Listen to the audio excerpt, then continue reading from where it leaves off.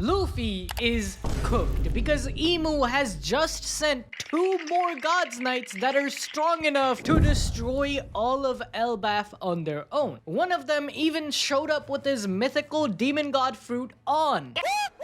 However, Luffy's troubles don't end there because bro got humbled by an old head Gaban. Like, Zoro had to save him. That's a Yonko, bro! You're a disappointment. But don't count out the former left hand of the Pirate King because his strength is on a different level, as Gaban starts the battle for the key to Loki's chains by teasing Luffy. He doesn't even pull out his signature axes, choosing to simply dodge Luffy's grab attempts like he has Ultra Instinct. Meanwhile, Zoro on the sidelines remembers Colon saying that his father wasn't scared of anyone, that he was the strongest in Elbaf even in comparison to the giants. Realizing that his grab attempts are going nowhere, Luffy tries pleading with Gaban that the sooner they get to Loki, the faster he can get back to the feast. However, this key chase is kind of like a test to see if Zoro and Luffy are indeed strong enough to handle Loki if he crashes out after having his chains unlocked. Finally, Gaban counters with a massive hockey-infused smash, using the key as a weapon that buries Luffy in rubble. As the key is getting coated black, we even see some Conqueror's lightning, which suggests that this had the King's Haki in it. This is such an advanced implementation of Haki that only a few at the Yonko tier can even claim such ability. As Luffy bursts out from the attack unharmed, Gaban instantly figures out what buttons he can push to have Luffy take this fight seriously by commenting on his straw hat. He teases that Shanks must have been such a cheapskate that he couldn't even give Luffy his hat, instead having him return it. Bro, Gaban is a masturbator. He clearly knows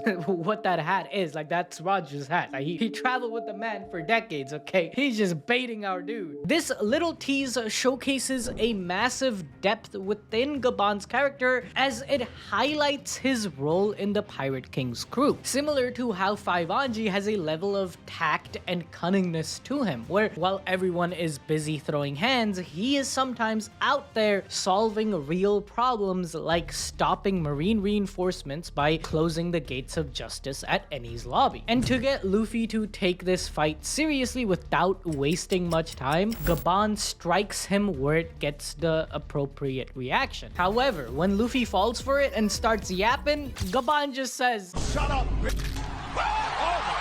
Honestly, with how easily Gaban is handling Luffy, it's not looking good for their matchup against the God's Knights. I'm just being real here. And after Emu finds out that the Straw Hats are here in Elbaf, it's only a matter of time until we see the entire God's Knights being summoned, okay? I'm just being realistic here. So Luffy will need the help of his Grand Fleet. But wait, you're probably wondering, how will the Grand Fleet even know when to turn up for this huge war that's about to take place in Elbaf? I mean, unlike us, they aren't sponsored by Sailey, the best eSIM around.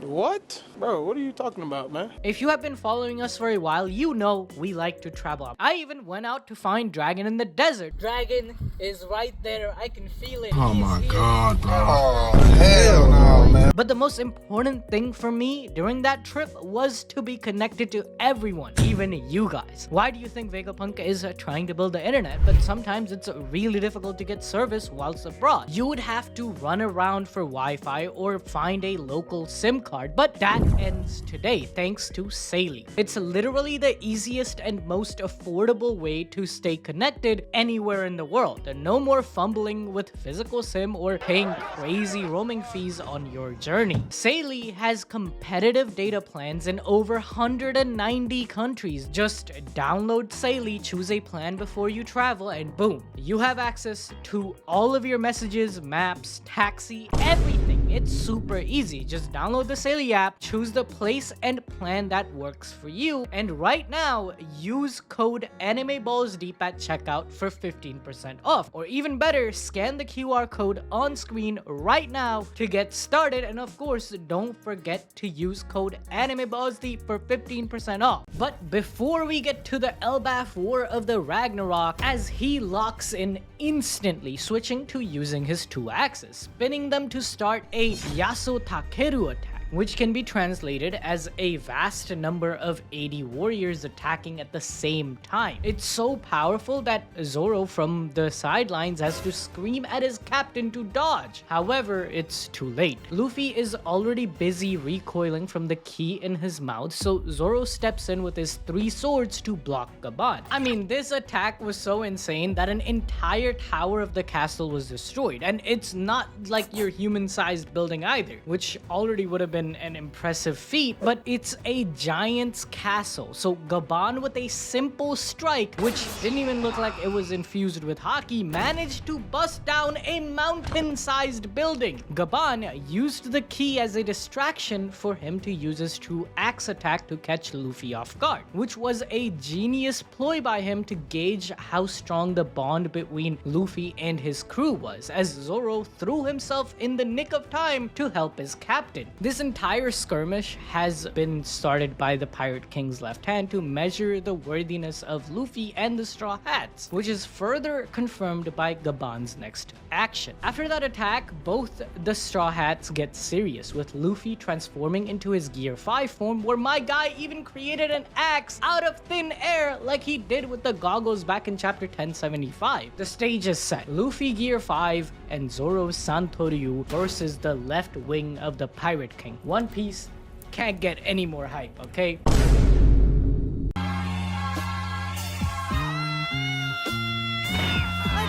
I'll kill him!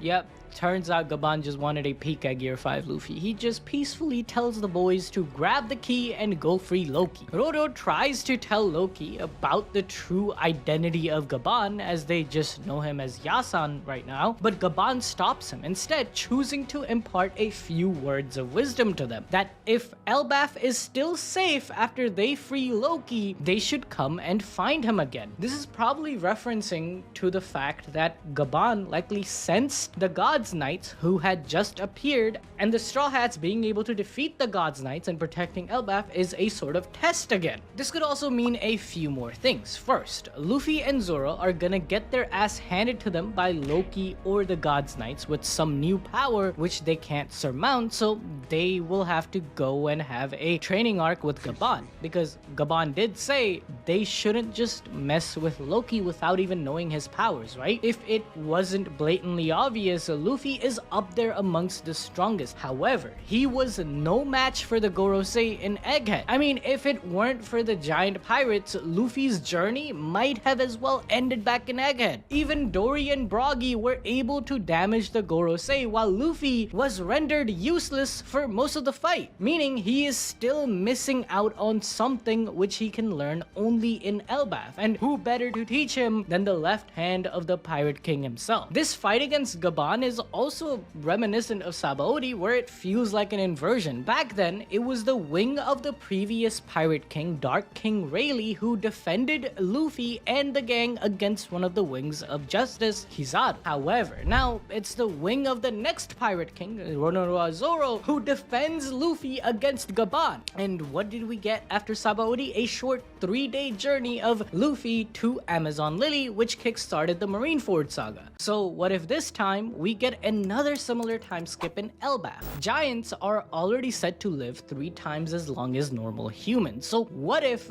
the days and nights in Elbaf are just as long? For every day that passes, 3 goes by in the outside world. This is also similar to how some Nordic countries like Norway, Sweden have weird day-night cycles due to their proximity to the North Pole. Or the other likely scenario might be that Gaban has the final road poneglyph that he can give to Luffy and further explain the Elbaf mural plus the entire history of the world and the Roger Pirates. Also, speaking of Roger, we even see a glimpse of his plan in action through a flashback of Gaban and Shanks about Luffy. Shanks, of course, glazes Luffy to no end. You know, the usual Gok Gok 3000, he's a nice guy, said same thing the captain said, etc, etc again. But Gaban actually just wanted to see it for himself. That's why he had to test Luffy and Zoro. Moreover, he even recognized Luffy's Gear 5 form since he commented on his appearance. By staying in Elbaf all this time, he must have learned a lot about the Sun God, and on top of that, he did see the One Piece, which possibly gave him all the information about Joy Boy. However, the next threat in Elbaf has just multiplied because the God's Knights have summoned 2 new warriors to destroy Elbaf. It's about to go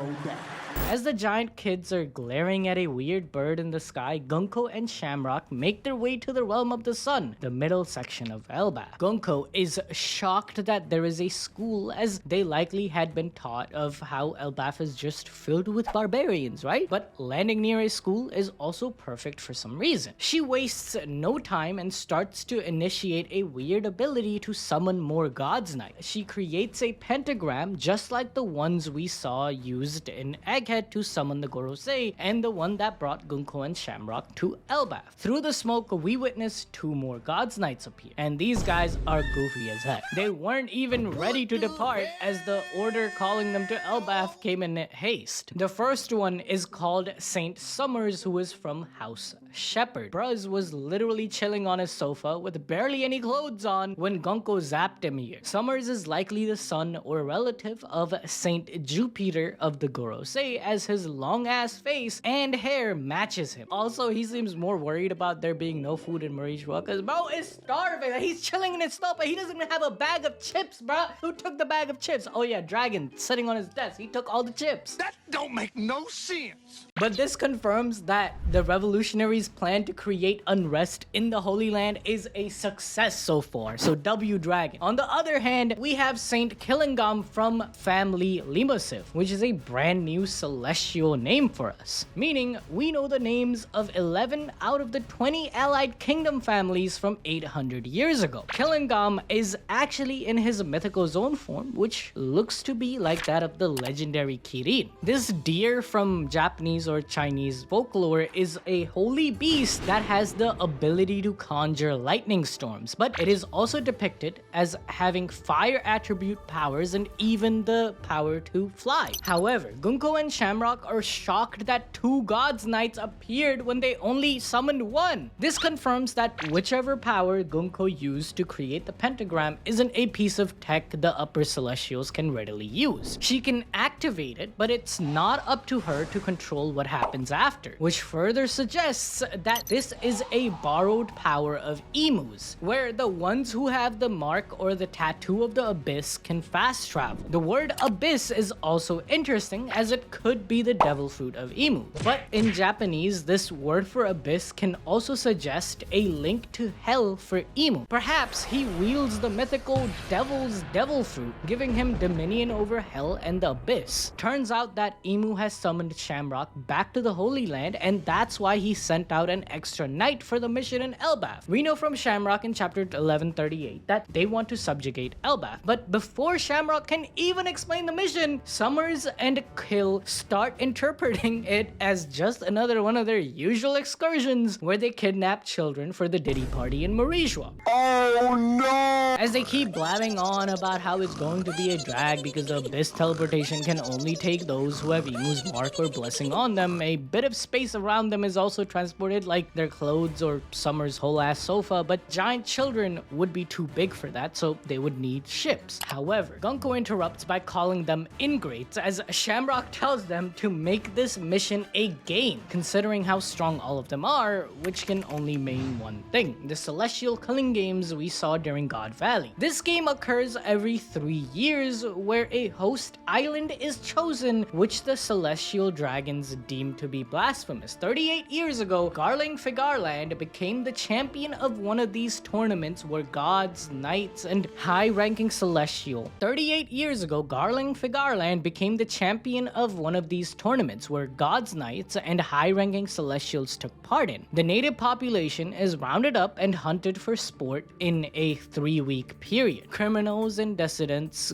give you extra points for their death if the civilians humans manage to survive for 3 weeks, they can live. But this is just kind of like a false hope thing, as with that much time, the monsters and the God's Knights would have a field day with them. It seems after Dory and Brogy helped the Straw Hats and Egghead, Emu has decided it is time to call Elbaf, where the God's Knights have chosen a perfect time to execute such a plan, as the chief of the island, Figarland Shanks, and his whole ass crew, who are supposed to be the protectors of Elbaf, are nowhere to be found, which makes me wonder if there is a rat in Elbaf. Furthermore, when Summers asks Shamrock why they're in Elbaf, he assumes Shamrock is here to visit the former King Harold's grave, which is a very odd thing to say since Harold and the Celestials should be enemies, right? But this mention does help my theory about Loki doing nothing wrong. That King Harold was being brainwashed and manipulated by Emu and the Deep State Celestials into weakening the next generation of Elbaf, and that's why Loki was framed. Hashtag free my boy Loki in the comments and like the video, please. Thank you. He's cooking. Finally, there is one more thing left to discuss. Some would say the most important thing. Every single one of the God's Knights have been introduced to have a celestial family name associated with them or have a saint in their name, except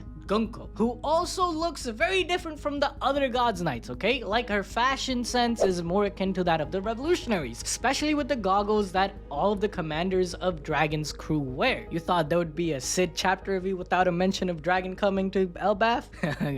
You thought wrong. This suggests that she could either have been a non-celestial recruit for Emu's royal guard, or she has infiltrated the organization on behalf of Monkey Deadbeat Dragon. Bro is on to absolutely nothing. Also, speaking of Dragon though, it's as if fate, honestly, it's destiny that Yusuf got sick this week and I had the privilege to break this news to you. There is a brand new official art for One Piece that shows Dragon and the Revolutionary Army moving. They have actual motion now. Look how sexy my glorious leader looks. No, not that's Sabo, bro. Pan to Dragon. Dragon's the leader. Look, is it a coincidence that Summers and Kill get summoned to Elbaf while Shamrock is needed back in Murray Joie to deal with something? I think not. Phase 2 of Monkey Deadbeat Dragon's plan to topple the world government has started. Desk peace is over. We will see Dragon soon. Mark my words. And if you want to learn more about Shamrock, Shanks, and the entire Figureland bloodline and their 800-year history, watch the video on screen right now and like the video. And Dragon's coming to Elbaf.